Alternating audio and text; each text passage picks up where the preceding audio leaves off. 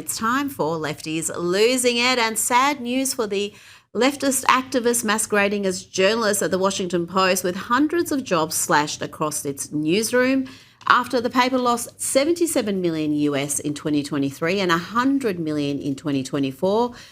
I'd have a little more sympathy for those job losses if it weren't for the fact that the Washington Post is nothing but a propaganda outlet for the Democrats, pumping out endless misinformation, always in the same direction, and they were guilty of pushing the Russian collusion hoax. Here's just 30 seconds of the fake news that the Washington Post pumped out and the rest of the media ate up.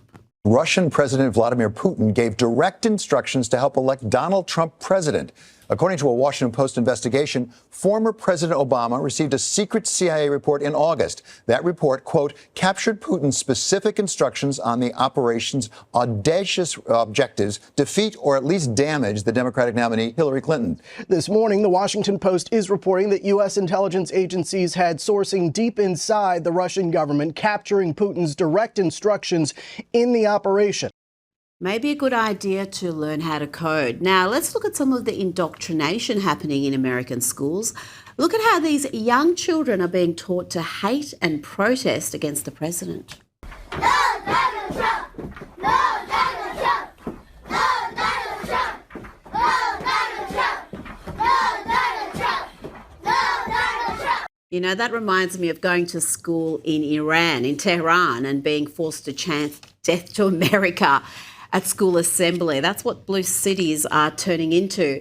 And it doesn't get much better when the kids are in high school. Here are more brainwashed kids protesting ICE and Trump. Yeah, Donald Trump, I ain't vote for this page, rolling pretty pink box to my minds of that shit. But this has to be my favourite anti-ICE protest. This is just so stunning and brave. The sacrifice these lefties are making is profound. We all got drinks without ice because ice. Ice! What the Ice! Cheers! Ice! Time to check in now on the Vice President, J.D. Vance, schooling yet another TV anchor. This just gets tiresome after a while. Did you plan to apologize to the family of Alex Preddy? For what? For, labeling him an assassin with ill intent. Well, again, I just described to you what I said about Alex Preddy, which is that he's a guy who showed up with ill intent to an ICE protest. No, but if it's he's determined that his civil rights were violated by this FBI investigation, will you apologize to that? So if this hypothetical leads to that hypothetical leads to another hypothetical, it's a real case. Will I do a thing? Now, it seems the Vice President has grown weary of doing interviews with dim-witted anchors on CNN, NBC, CBS, etc., etc., interviews that are watched by a dwindling audience. So he went where the eyeballs are in 2026. He sat down with Megyn Kelly. Here he talks about the media and their refusal to cover what has been an astonishing story, the dramatic drop in violent crime in the past 12 months, including an almost 20% drop in the murder rate. Assaults are down, theft is down, but the media has all but buried the story. You asked about the crime. Okay, why is the crime rate so low? There are a lot of reasons. One is that we've empowered local law enforcement. Another reason is because we've deported a lot of criminals in the United States that should have never been here in the first place because they were illegal aliens. So the media cannot even express an ounce of nuance. It's never, oh, well, maybe we disagree with this. Let's have a conversation about that.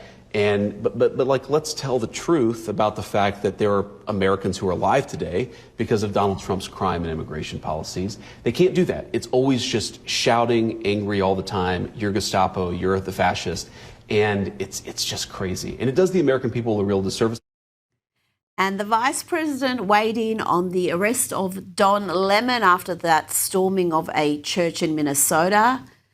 JD did not hold back. You mentioned the press a minute ago.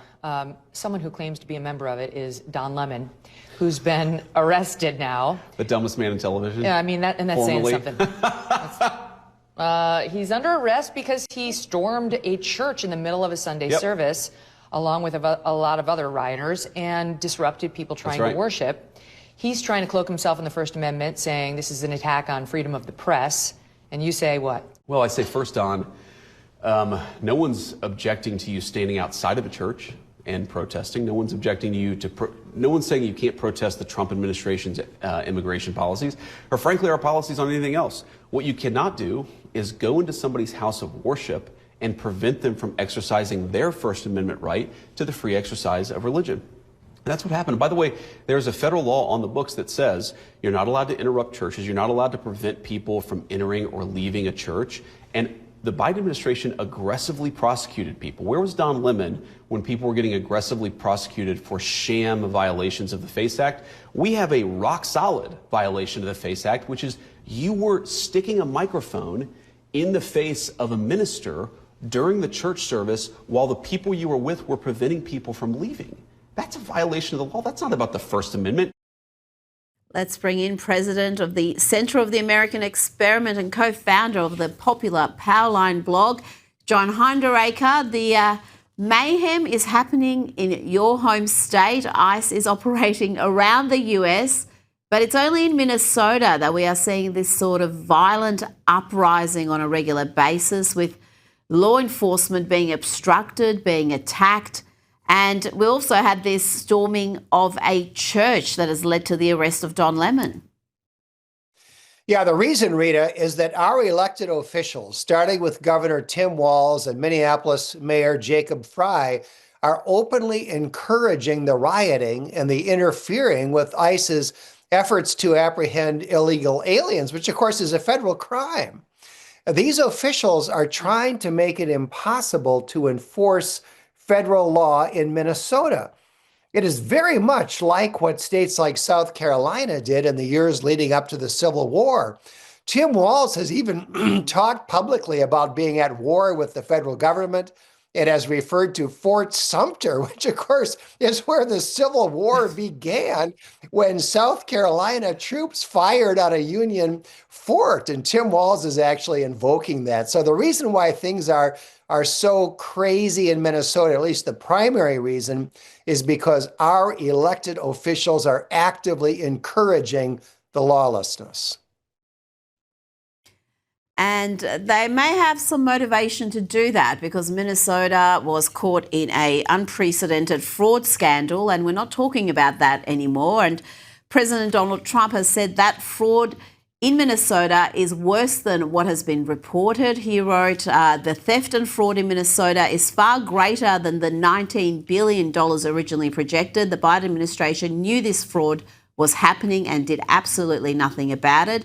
John, he's singled out Democrat Congresswoman Ilhan Omar and the governor, Tim Walz, as being complicit in this unprecedented fraud. Do you see it that way? Well, what's basically happening here, Rita, is that this was a vote-buying scheme. Certainly, Governor Tim Walz knew that frauds were going on. Ilhan Omar knew they were going on, and they did nothing because they wanted to encourage all of this money flowing out into the Somali community. What happened here is that the DFL party pumped billions and billions of dollars into the Somali community here in Minnesota and created a voting bloc that is decisive in close elections. So it didn't make any difference to Tim Walz or Ilhan Omar whether the dollars that were being pumped out were legitimate or were fraudulent. They were dollars that were going to their voters. Now, Ilhan Omar drafted the law that created the program that enabled the $500 million Feeding Our Future fraud. And she also reported her own financial reports that her net worth went from essentially zero to $30 million in 1 year. Now, is there a connection? We don't know, but she certainly benefits from the Somali voting bloc that those government programs have created. And talking about the governor, Tim Walz there, his complicity in the dysfunction in Minnesota, the fraud in Minnesota, was discussed earlier today. Let's hear from David Hosh. He's the independent journalist who featured in Nick Shirley's videos exposing fraud in Minnesota. He testified to lawmakers on Capitol Hill earlier today. So going back to whether Governor Walz knew about it, Governor Walz admitted knowing about the fraud early in his first term, which would say 2020, Well, Minnesota statute 3.971 subdivision 9 clearly says that if you are made aware of fraud in a state agency, you are obligated to immediately report that fraud to the Office of the Legislative Auditor. Immediately. John, Tim Walz did not report the fraud to the Office of the Legislative Auditor. He claims he did tell the FBI. Will there be any sort of reckoning for his lack of leadership, whether it was ineptness or complicity? It really doesn't matter. He was governor and he seemed to not have his mind on the job. We know he's not running again, but could he possibly have an investigation into how he handled this matter? Well, first of all, Rita, the claim that you just heard there by Tim Walz that he somehow called in the FBI, he tipped off the FBI, that was investigated by the Minnesota Legislative Auditor, and it was found to be false. Walz didn't notify the FBI. It was the FBI that came to Walz and said that they were about to execute search warrants in connection with what became known as the Feeding Our Future fraud. The prosecution of that massive fraud was carried out entirely by the federal government, the FBI and the United States Attorney for the District of Minnesota. They've charged, I think, 78 criminal defendants now. Tim Walz and his Attorney General had nothing to do with it. They played no role whatsoever. They were bystanders at best and beneficiaries of the fraud. So as you said, Tim Walz has been pulled out of the race by the National Democratic Party. His political career appears to be over, and there are reports that he's been referred to for some criminal investigation. I'm doubtful that's going to go anywhere, but we'll see what happens. Now, I think we should leave the last word about Governor Tim Walz to Senator John Kennedy from the great state of Louisiana. Governor Tim Walz, whatever he says, believe the opposite. I'm sorry, the man learned to lie before he learned to talk. He's just a, I can't help it, you crack me up. Well, he's just a less masculine version of Hillary Clinton. Oh, man.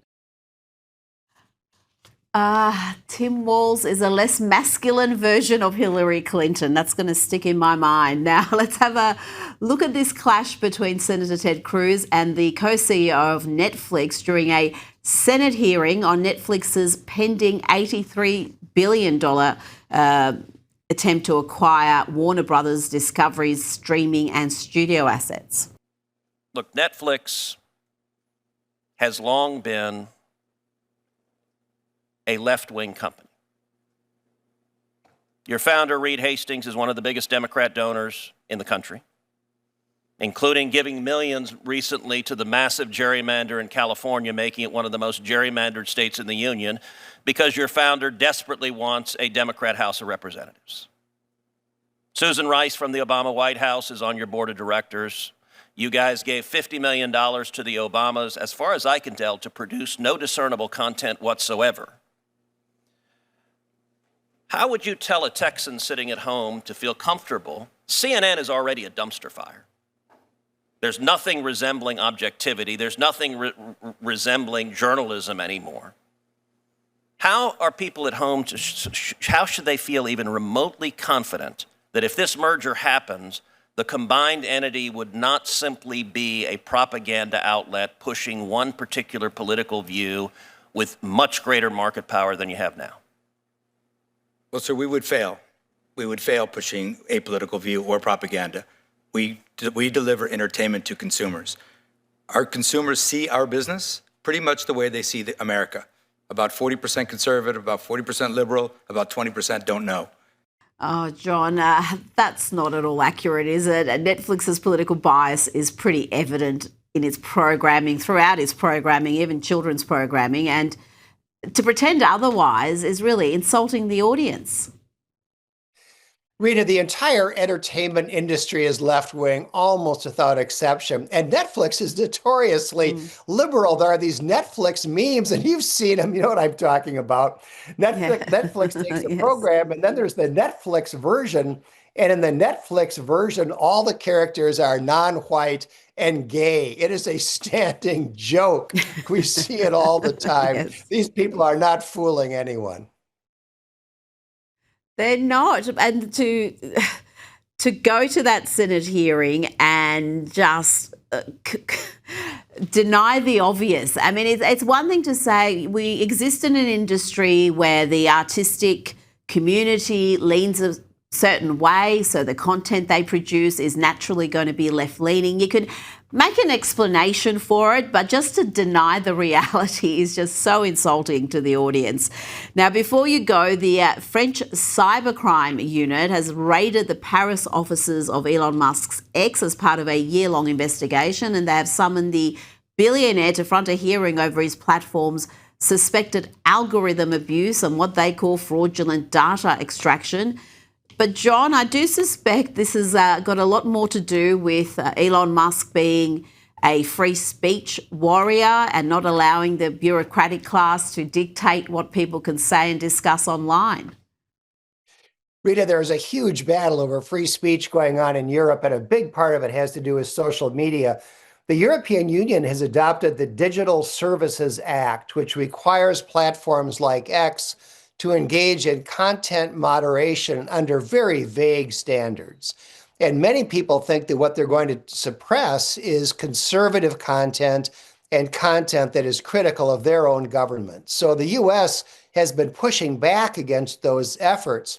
What I suspect is going on here is part of that larger battle over whether American ideas of free speech will prevail in Europe or whether European censorship will be imposed on American companies.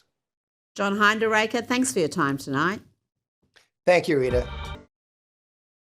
Welcome back. Joining me now is celebrity and royal commentator Kinsey Schofield.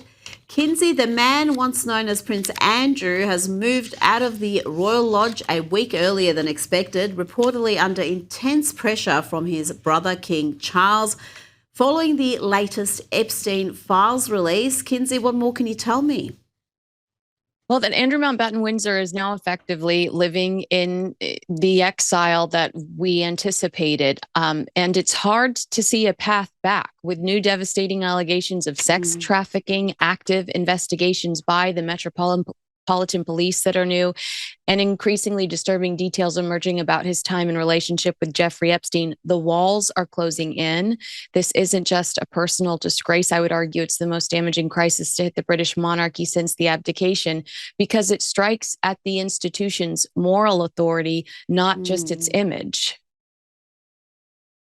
Emails released as part of the Epstein files have revealed that Ghislaine Maxwell confirmed to Jeffrey Epstein back in 2015 that infamous photo of Andrew Mountbatten-Windsor with his arm around the waist of Virginia Giuffre was in fact real. Kinsey, the former prince, repeatedly questioned the authenticity of that image and denied he'd ever met Virginia.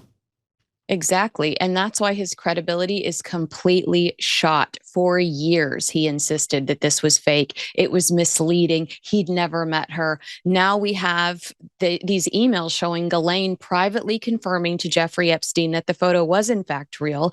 That doesn't just contradict Andrew's public denials, it destroys them. When your version of events collapses against documented evidence, you don't get the benefit of the doubt anymore. Kinsey, even more revelations about Andrew Mountbatten-Windsor's conduct in the latest Epstein document dump. In an email dated 23rd of March 2011, a lawyer for an exotic dancer made bombshell claims that Jeffrey Epstein and Prince Andrew, or the man known as Prince Andrew back then, demanded a threesome with his client and treated her like a prostitute, despite the fact she was hired by Epstein to dance only, not to have sexual intercourse. Kinsey, the lawyer alleges that after intense pressure from the pair, she did perform various sex acts on the men. And never paid her the money that they promised her. Imagine being his daughters and seeing these headlines in the paper. And I say that with empathy, while recognizing that they were adults, his daughters, when they got on an airplane with their mother to visit the convicted sex offender shortly after he was released from jail. A lot of questionable decision-making happening within this family. Now, Bill Gates has denied claims made about his conduct in the Epstein files in an interview with 9 News Australia. Here's what he had to say.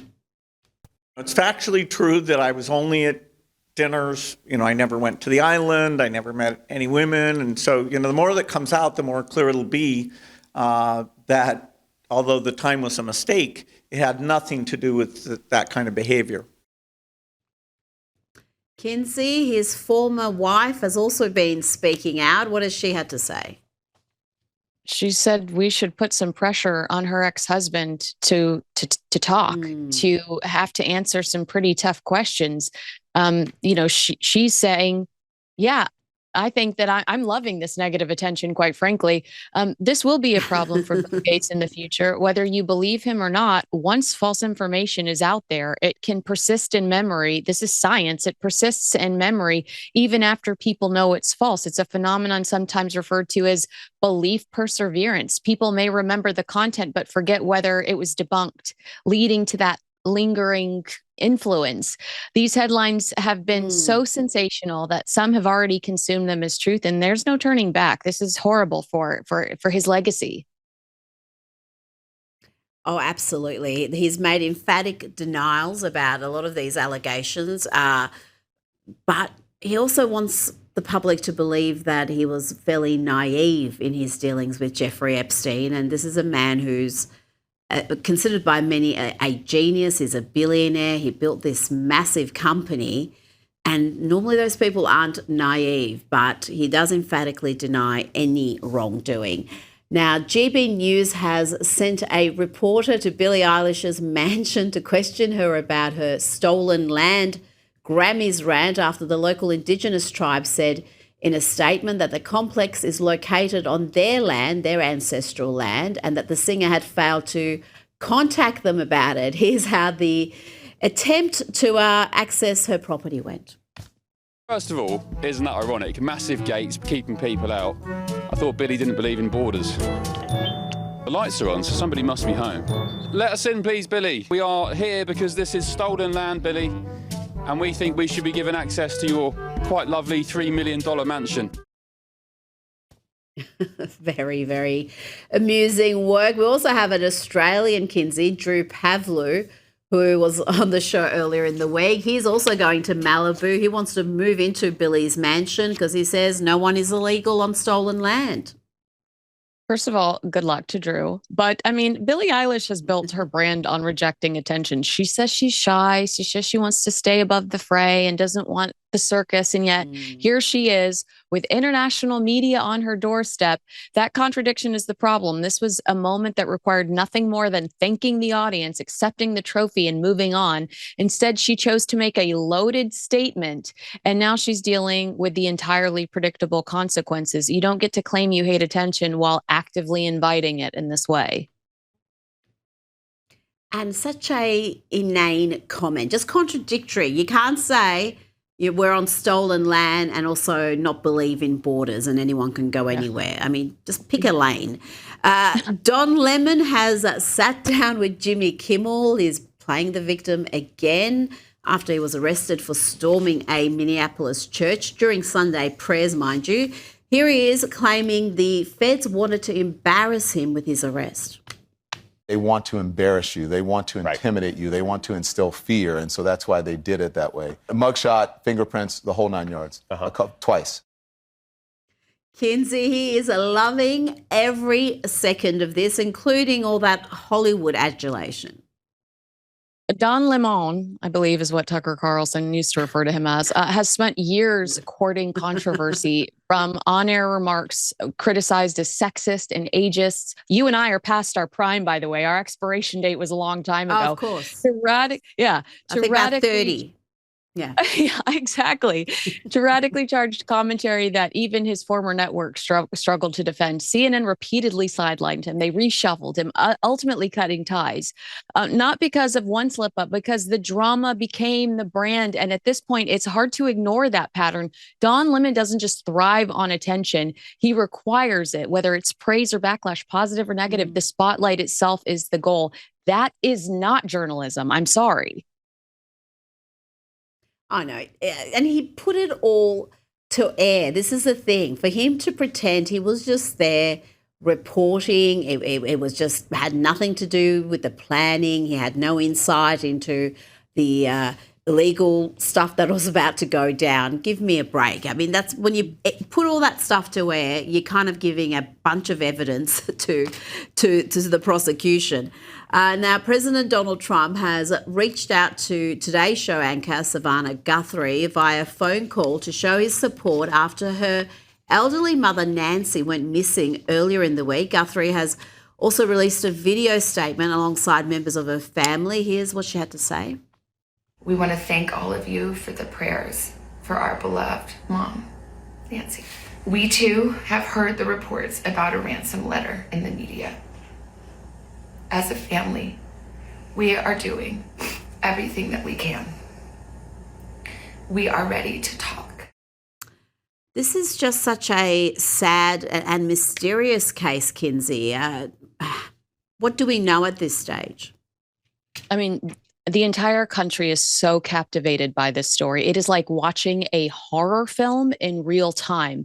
The blood splatter on the porch of her mother's house, the Ring door cam ripped off the wall.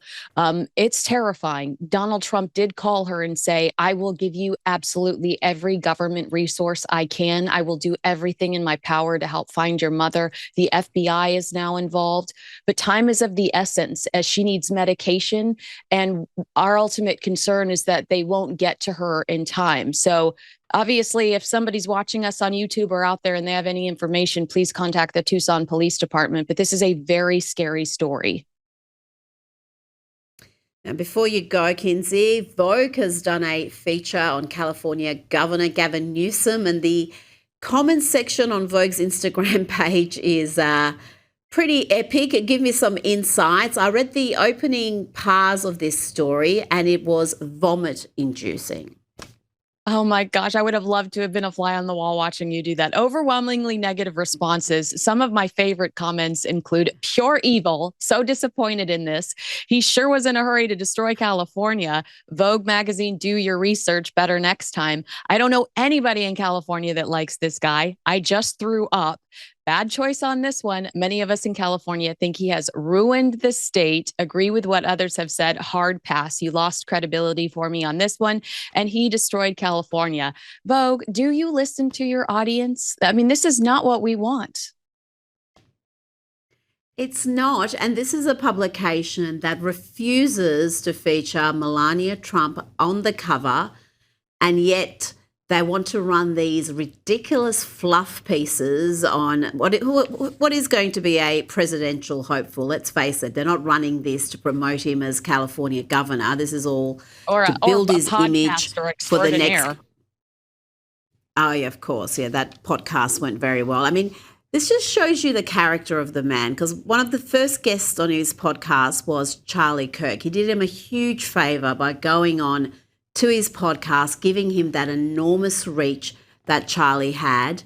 And then after his death, he was so ungracious. After Charlie was murdered, he took back the comments about how excited his son was about Charlie coming in and the prospect of meeting Charlie. He completely rewrote history there. And I think that tells you everything you need to know about Governor Newsom.